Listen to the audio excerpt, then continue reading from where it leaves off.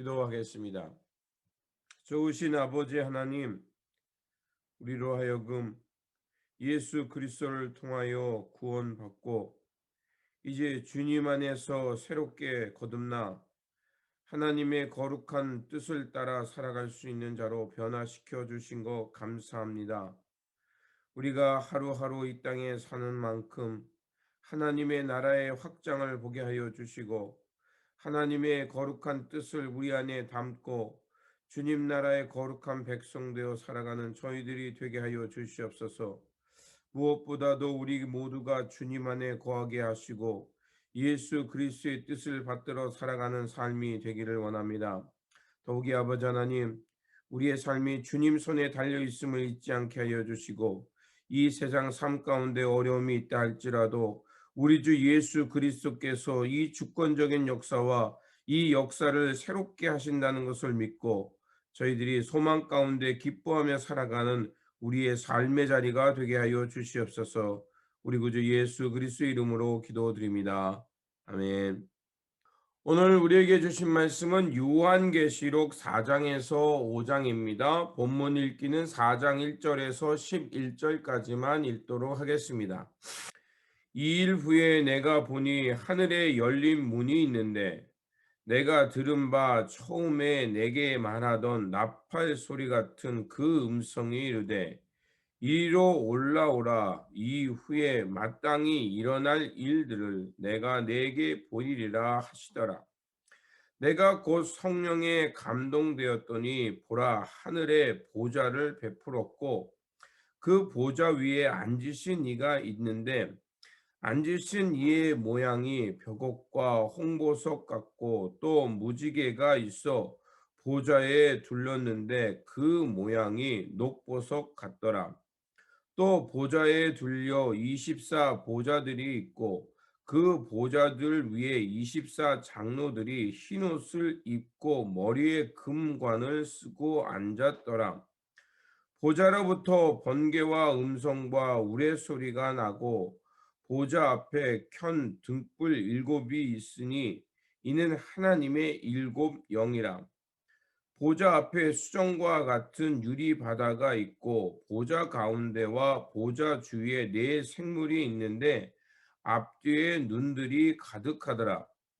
그 첫째 생물은 사자 같고 그 둘째 생물은 송아지 같고 그 셋째 생물은 얼굴이 사람 같고 그 넷째 생물은 날아가는 독수리 같은데 네 생물은 각각 여섯 날개를 가졌고 그 안과 주위에는 눈들이 가득하더라. 그들이 밤낮 쉬지 않고 이르기를 거룩하다 거룩하다 거룩하다 주 하나님 곧 전능하신 이여 전에도 계셨고 이제도 계시고 장차 오실 이시라 하고 그 생물들이 보좌에 앉아서 세세토록 살아계신 이에게 영광과 존귀와 감사를 돌릴 때에 24 장로들이 보좌에 앉으신 이 앞에 엎드려 세세토록 살아계시는 이에게 경배하고 자기의 관을 보좌 앞에 드리며 이르되 우리 주 하나님이여 영광과 존귀와 권능을 받으시는 것이 합당하오니 주께서 만물을 지으신지라 만물이 주의 뜻대로 있었고 또 지으심을 받았나이다 하더라. 아멘. 오늘 본문은 이제 하나님이 거하는 영원한 처소 그곳에서 드려지는 예배의 모습을 우리에게 전해주고 있습니다. 천국은 어떤 모습이냐? 제가 이렇게 말씀드릴 수 있습니다. 하나님을 찬양하고 있다. 네. 하나님을 찬양하는 그것이 바로 하나님의 나라, 하나님의 임재가 있는 곳, 거룩한 초소입니다. 그렇게 우리가 하나님의 나라를 맛볼 수 있는 곳이 어디냐? 우리가 예배하는 곳입니다. 그러니까 우리가 예배하며 하나님의 이름을 높이고 하나님의 임재가 있고 또 우리의 믿음의 선조들이 함께 예배하는 곳, 죽음 너머에 하나님의 백성들이 함께 예배하는 곳, 그것이 천국입니다. 그러면 교회에서 예배가 드려질 때 우리는 무엇을 맛보는 거예요? 하나님의 나라를 맛보는 거예요. 그래서 우리가 항상 모이면 예배를 드리는 거예요. 그럴 때 이 예배 가운데 함께 하시고 믿음의 선조들, 아브라함을 비롯해서 12 사도들, 또 우리 이 초대교회에 있었던 믿음의 성도들, 그들을 우린 세인트라 그러죠. 그런 세인트, 하나님의 구원받은 백성들이 함께 그 예배에 함께 모여서 예배 드리는 거예요. 그래서 전에도 계셨고 지금도 계시고 영원히 계실 분, 그분의 이름을 존귀하며 영광을 돌리며 찬양하는 것. 그게 바로 하나님의 나라입니다. 자, 요한은 성령의 감동 가운데 하늘의 문이 열리고요. 그리고 그 하나님의 보좌를 발견하게 됩니다. 그리고 보좌 위에 앉으신 이는 누구겠습니까? 바로 하나님이시죠. 그게 2절에 나옵니다. 이제 하나님의 거룩한 보좌를 보게 됩니다. 이사야가 하나님의 보좌를 보고 내가 입술이 부정한 자 가운데 있는데 내가 하나님을 보았다 그래서 회개하고 그랬죠. 두렵고 떠는 거죠. 자, 이렇게 하나님의 보좌를 보여준다는 건 뭐냐? 하나님의 영원한 세계, 그것은 마치 홍보석 같이 이런 막 넓은 아름다움이 가득한 곳, 또 무지개가 그 보좌를 둘러싸 있고 또 녹보석이 가득한 곳이라고 되어 있습니다. 그러니까 이건 뭘 말하냐면 하나님의 아주 화려하고 영화롭고 아주 귀한 보좌, 인간이 도저히 꾸밀 수 없는 아름다움이 가득한 보좌를 말하는 것입니다.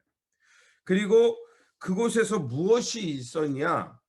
그 하나님의 보좌 주변에 네 생물이 있었는데, 그게 이건 영적인 동물이죠. 이것을 이제 형상화해서 그림을 그리는데 무엇을 말하냐면 하나님의 어떤 영적인 세계, 그 하나님의 주위를 둘러보고 있던 천사들의 세계, 이런 것들을 얘기하는 거예요. 그러니까 현실 너머의 더 높은 영적인 세계, 하나님의 신비한 세계를 우리가 알아들을 수 있고 우리가 상상할 수 있는 언어로 표현하고 있는 겁니다. 그리고 그 8절에 보면 네 생물이 각각 여섯 날개가 있고 그 안과 주위에 눈이 가득하더라. 그들이 밤낮 쉬지 않고 이르기를 거룩하다 거룩하다 거룩하다 주 하나님 곧 전능하신 이여 전에도 계시고 이제도 계시고 장차 오실 자라 하고. 자, 이게 무슨 얘기입니까?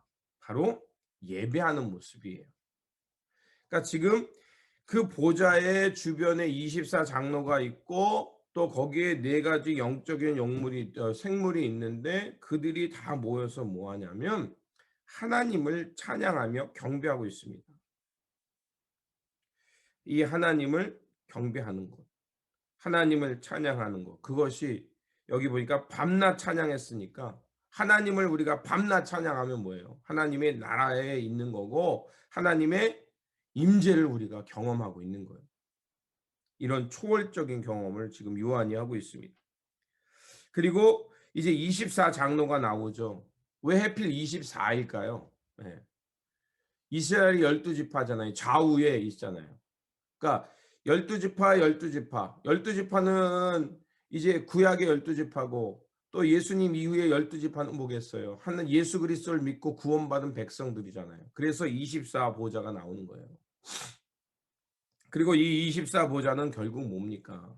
하나님께서 이루어가는 하나님의 거룩한 나라의 완성을 뜻하는 거예요.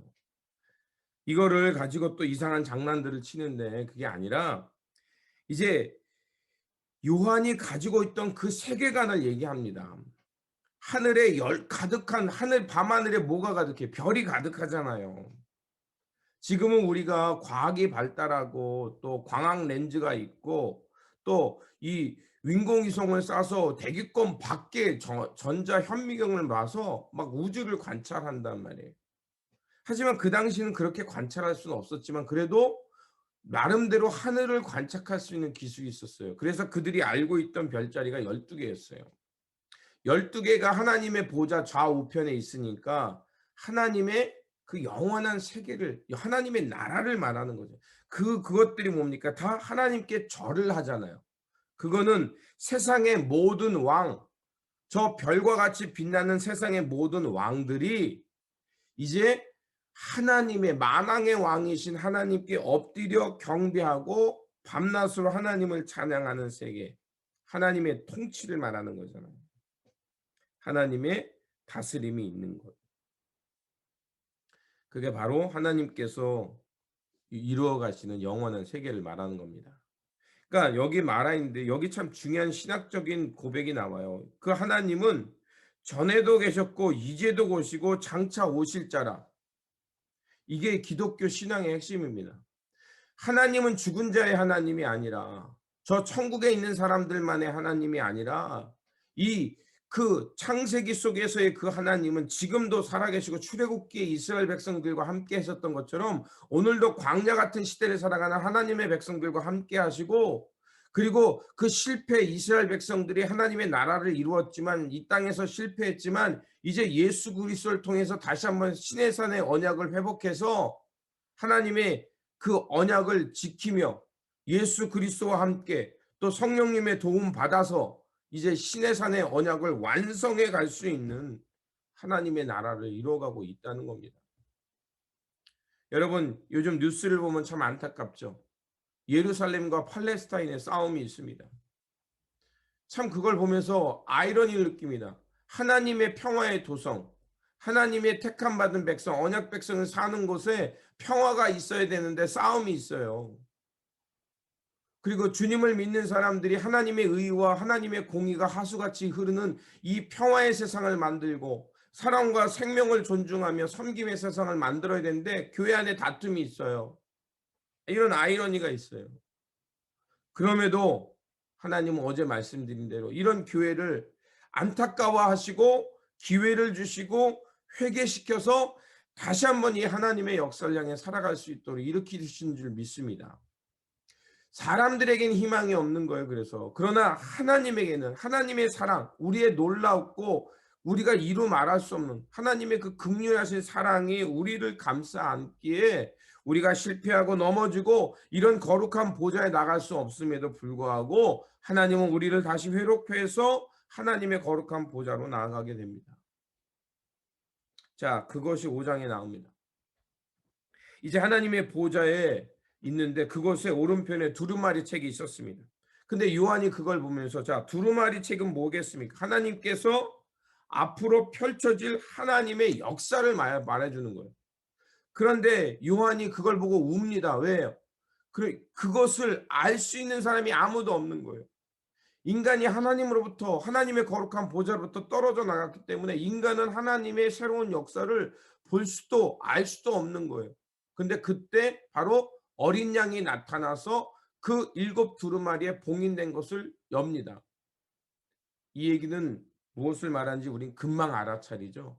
바로 이 어린 양은 요한이 말한 하나님의 어린 양을 보라는 요한복음 1장 36절의 말씀처럼 예수 그리스도가 그 단절되고 하나님의 역사를 깨달을 수 없는 우리 가운데 오셔서 그가 어떻게 합니까? 억울한 죽임 당하시고 또 그렇게 억울하게 죽었지만 그것이 바로 우리로 하여금 하나님의 거룩한 보좌에 나갈 수 있는 힘을 얻게 하는, 에베소의 사도 바울이 말한 것처럼 거룩한 보좌에 나갈 수 있는 힘을 얻게 되죠. 그런 하나님의 어린 양 예수 그리스도의 공로를 보게 합니다. 주님이 계시니까 이제 우리가 그 봉인되고 알 수 없었던 하나님의 그 역사를 깨닫게 됩니다. 그리고 그 예수님께서는 방차 이루실 하나님의 역사를 우리에게 말씀해 주시고 그 역사를 같이 이루어 가여 주신다는 것입니다.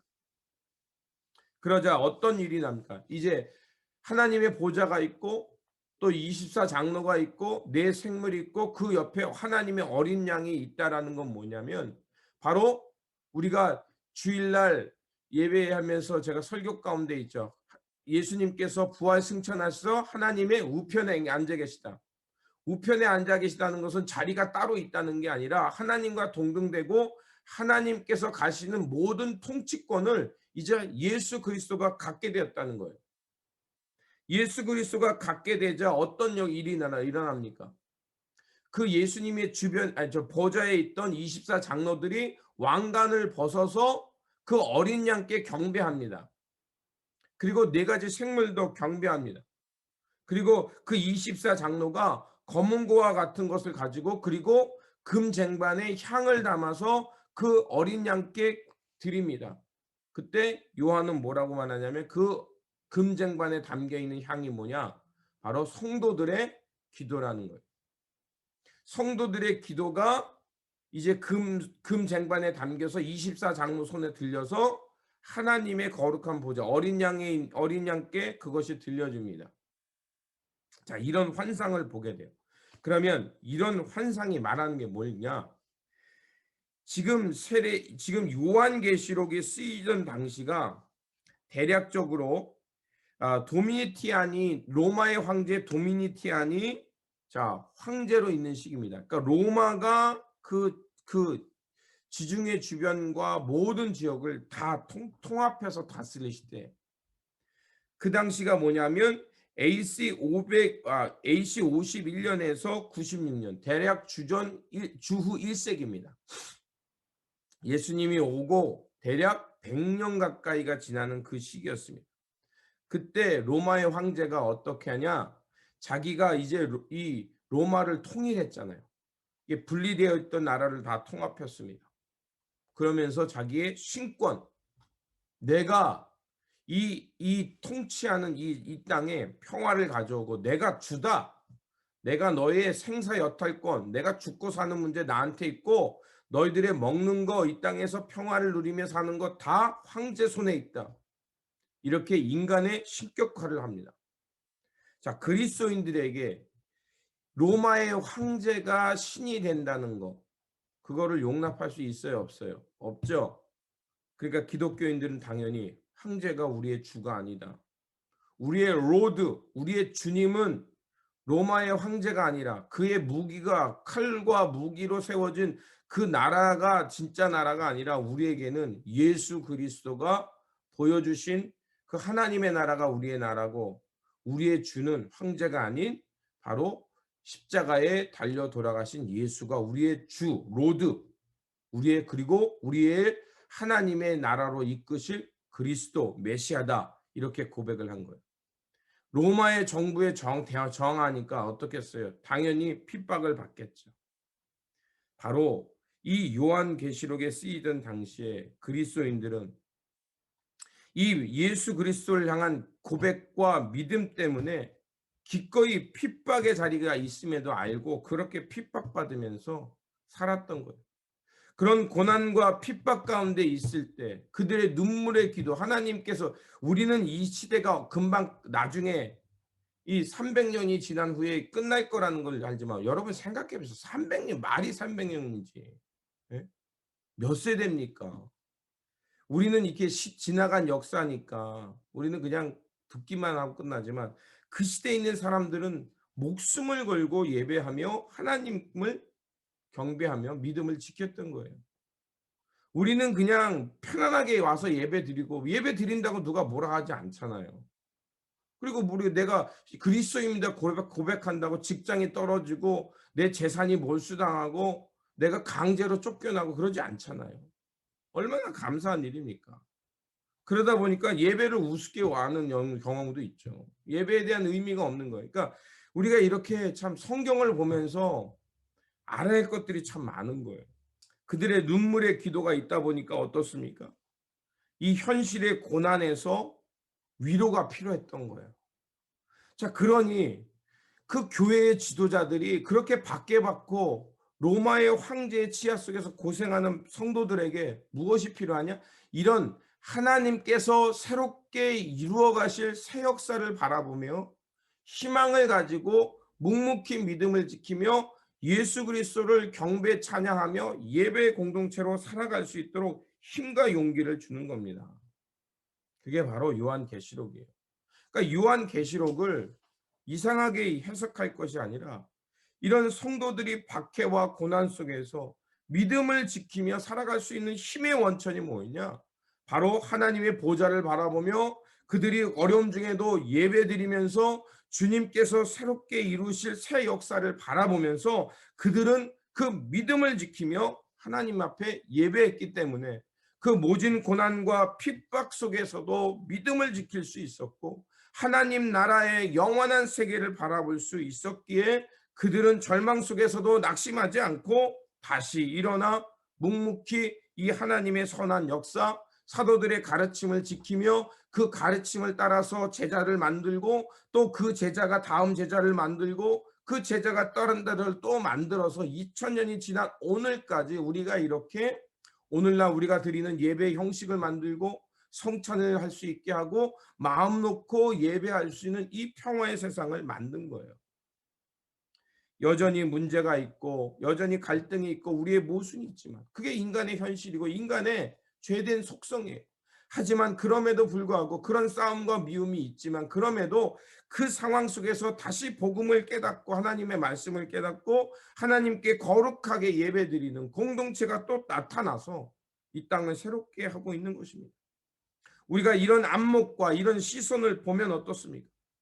문제가 있거나 핍박이 있고 답답한 일을 만나도 하나님께서 이 역사를 새롭게 이끌어 가시며 이제 성도들의 그 눈물의 기도를 24 장로가 금장반에 받아서 하나님 앞에 드리는 것처럼 저와 여러분이 드리는 기도와 예배와 찬송과 여러분의 헌신이 하나님의 보좌 앞에 상달되어서 하나님의 거룩한 역사가 이 땅 가운데 새롭게 흘러내릴 줄 믿습니다.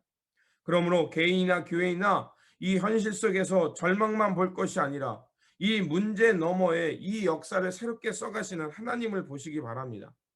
그리고 그 하나님의 보좌를 보시고 24 장로들의 경배와 내 생물의 찬양을 통해서 또 그 하나님의 우편에 계신 예수 그리스도 어린 양을 바라보면서 우리가 이런 시선을 통해서 하나님의 주권적 통치와 하나님의 권능이 있음을 바라보면서 오늘도 우리가 하나님 나라의 소망 가운데 그것을 바라보며 믿음을 지키며 주님의 길을 걸어가야 될 줄 믿습니다. 오늘도 저와 여러분이 드리는 믿음의 자리, 그 자리 속에서 드려지는 그 믿음과 눈물의 기도가 하나님의 보좌 앞에 상달될 줄 믿습니다. 그래서 하나님의 주권적 역사가 오늘도 이 땅 가운데 우리 눈에 보이진 않지만 지금도 이루어가고 있음을 봅니다.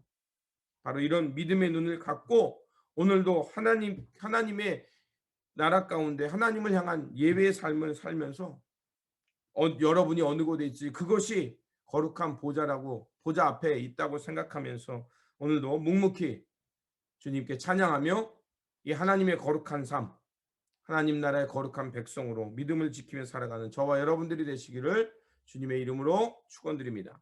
기도하겠습니다. 좋으신 아버지 하나님 감사를 드립니다.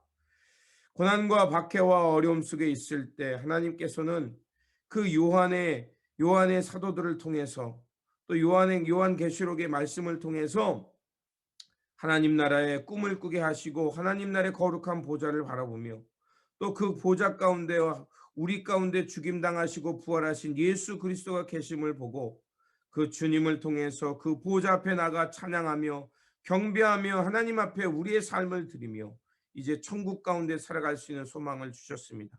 그러한 소망이 우리 가운데 오늘 이 역사 가운데 있는 줄 믿사오니 오늘 우리 현실 속에 고난과 핍박이 있고 또 모순이 있다 할지라도 우리가 하나님의 거룩한 보좌에 있음을 믿고 믿음의 찬양을 드리며 경배하며 오늘도 씩씩하게 용기 있게 주님의 뜻을 향해 살게 하여 주시옵소서.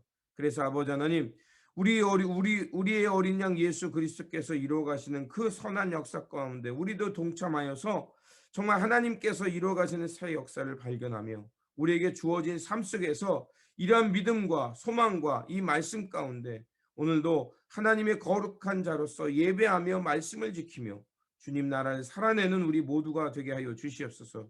그래서 우리 모두가 주님 앞에 섰을 때 거룩한 백성으로 경배 찬양하며 하나님 앞에 나아가 영광 돌리는 삶의 모습이 되게 하여 주시옵소서. 우리 구주 예수 그리스도의 이름으로 기도드립니다. 아멘. 오늘 우리에게 주신 말씀 붙들고 살아가는 한 날이 되시길 바라며 다시 한번 하나님의 거룩한 보좌 앞에 살아가는 삶임을 잊지 말고 오늘도 고난과 어려움 속에 있다 할지라도 하나님의 나라의 소망을 갖고 믿음을 지키며 거룩한 백성으로 살아가는 한 날이 되시기를 바랍니다. 주님의 평안이 함께 하시기 바랍니다.